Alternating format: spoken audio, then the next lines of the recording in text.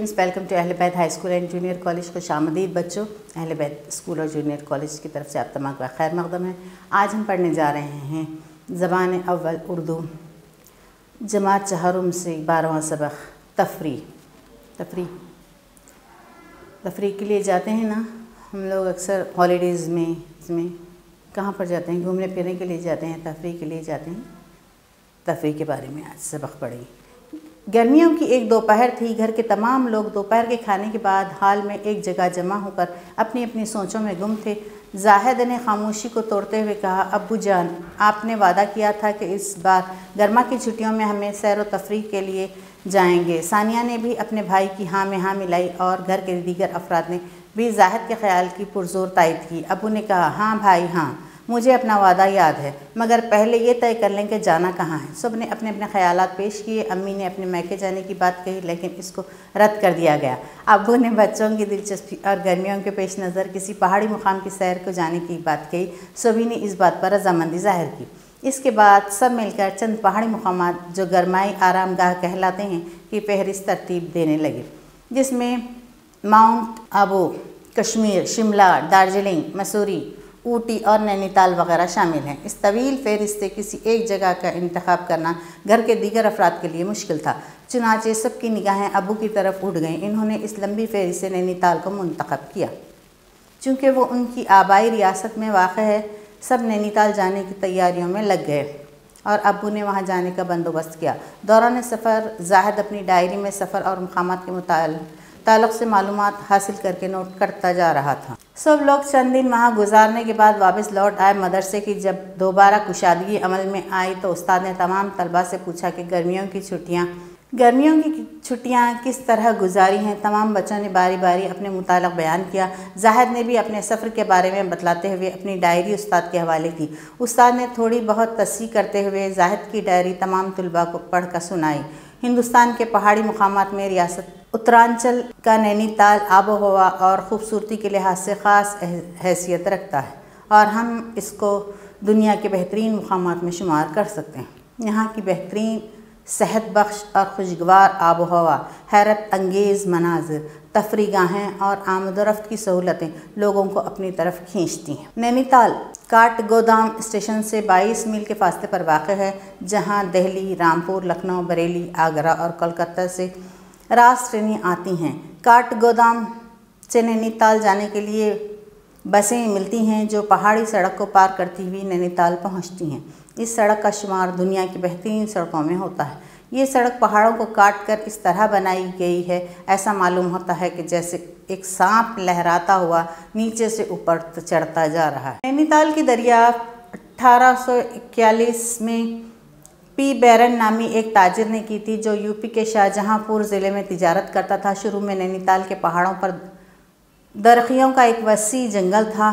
1843 سے یہاں لوگ رہنے لگے اور رفتہ رفتہ مکانوں کی تعمیر شروع ہوئی۔ یہاں 2 پہاڑ ہیں جن کے درمیان خوبصورت سا تالاب ہے، جس کو 1 میل لمبی سڑک مال روڈ چاروں طرف سے گھیرے ہوئے ہے۔ تالاب کے جنوبی حصے کے پہاڑ کا نام ایار پھاٹا ہے اور شمالی حصے کے پہاڑ کو چینا کہتے ہیں۔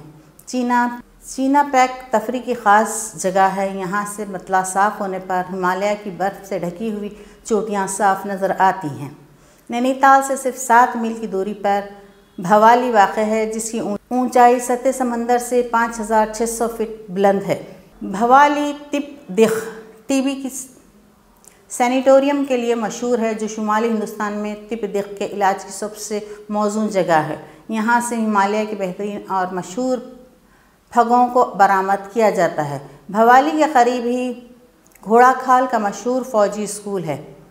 کاٹ گودام سے 3 میل دور اور نینی تال سے 14 میل کے فاصلے پر 30 میل دور اور نینی تال سے 14 میل کے فاصلے پر خوبصورت جھیل بھیم تال ہے، جو نینی تال کی پہاڑی جھیلوں میں خوبصورتی میں دوسرے نمبر پر ہے۔ یہاں کے 2.5 میل کی دوری پر 9 کونوں کا تال ہے، جو لوٹس اور سرخ آبی للی کے پھولوں سے گھرا رہتا ہے اور مچھلی کے شکار کی بہترین جگہ ہے۔ نینی تال سے 11 میل اور بھیم تال سے 2 میل کی دوری پر 7 خوبصورت جھیلیں ہیں، جن کی کو عموماً تال کہتے ہیں۔ ان میں سے نل، دمن، टी ताल, राम ताल, लक्ष्मी ताल और सुख ताल ज़्यादा मशहूर है। नैनीताल जून, सितंबर और अक्टूबर में सयाहों से भरा जाता है। इसके बाद यहाँ से लोगों के चले जाने पर वीरान हो जाता है। यहाँ 2 बाज़ार भी हैं, मिली ताल और तिल्ली ताल। मल्ली ताल की दुकानें अंग्रेज़ी तर्ज की हैं और तिल्ली ताल एक छोटा सा बाज़ार है जो बस स्टैंड के पास है और यहाँ तरकारी, गोश्त और अनाज वगैरह की दुकानें हैं। अगर आप नैनीताल महज तफरी के लिए जाएं तो यकीनन आपकी तफरी का काफ़ी सामान वहाँ मौजूद है। झील के किनारे म्युनिसिपल लाइब्रेरी आपको उम्दा किताबें फराहम करती है। झील की किश्तियों पर बैठकर इनको इधर उधर दौड़ाना और झील में तैरना एक ख़ास तफरी है। झील के चारों तरफ सड़क पर घोड़े की सवारी एक ख़ास लुत्फ़ देती है। झील ही से मुतसल फ्लैट नाम का एक छोटा सा मैदान नैनीताल का एक ख़ास मुकाम है जहाँ खेल कूद से दिलचस्पी रखने वाले शाम को इकट्ठा होते हैं। यहाँ हर रोज़ हॉकी, फुटबॉल वगैरह के मैच हुआ करते हैं। ज़्यादातर लोग नैनीताल में टेनिस खेलना पसंद करते हैं। नैनीताल अपनी दिलकशी और ख़ूबसूरती के एतबार से एक ख़ास हैसियत रखता है और हिंदुस्तान का कोई भी पहाड़ी मुकाम इसका मुकाबला नहीं कर सकता।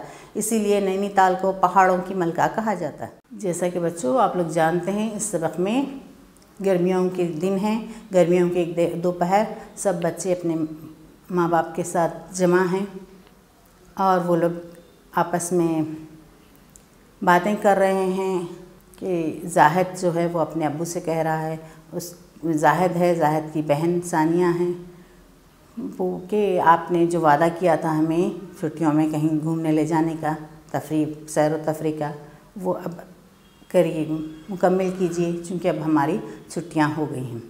इस पर उनकी वालदा ने कहा कि अपने मैके जाने के बारे में कहा, जिस पर बच्चों ने इस ऑफ़र को रद्द कर दिया। फिर अब्बू ने कहा कि ठीक है, किसी पहाड़ी इलाके पे जाएंगे जो गरमाई आरामगाह कहलाती है, वैसे किसी पहाड़ी इलाके। तो अब सबों ने एक फहरिस्त तरतीब देनी शुरू कर दी।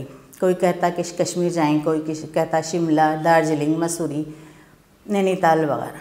तो फिर सब तो अपनी अपनी बातें बोल दिए। उसके बाद सबकी निगाहें अपने वालिद की तरफ गई कि वो कहाँ जाने का फ़ैसला करते हैं। वालिद ने कहा कि ठीक है, हम नैनीताल जाएंगे।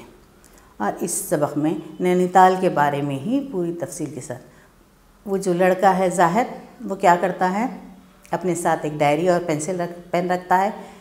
वहाँ की जगहों के बारे में मालूमात जो भी हासिल होती हैं वो उसमें लिखता जाता है और अपने सफ़र की तमाम तफसीलात लिखता है। जब छुट्टियाँ ख़त्म हो जाए, वो लोग नैनीताल जाके वापस आ जाते हैं। फिर छुट्टियाँ ख़त्म हो जाती है, मदरसा दोबारा खुल जाता है।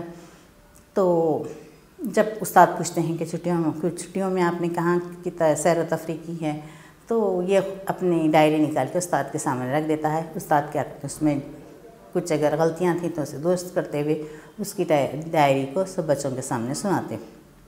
और उसमें बहुत ही खूबसूरती के साथ इस सबक में नैनीताल की वादियों का ज़िक्र किया गया कि बहुत खूबसूरत मुल्क है, इसीलिए उसे मलका कहा जाता है। ठीक है, यहीं पर सबक ख़त्म होता है। शुक्रिया।